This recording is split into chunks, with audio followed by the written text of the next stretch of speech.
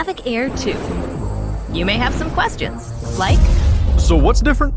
well, let's start with the larger sensor. There's a lot more pixels, 48 megapixels to be exact, which means you can do this. And then shoot a hyperlapse in 8K. With Smart Photo, every shot is a masterpiece. Yeah, but photos aren't really my thing. Don't worry, we've got you covered.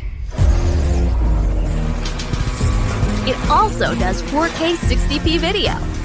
You can also slow things down. Way-do. And yes, there's HDR video. How's the flight time? It's fantastic.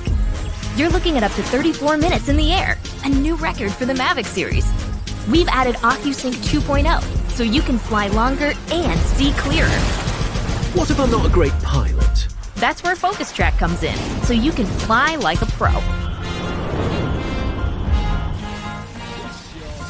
Or just press a button. Here's the best part: automatic obstacle avoidance. Okay, but what do I do with all these shots? Here's an idea. Use the DJI Fly app to edit and share your moments with just a tap. So, what's different? A whole lot.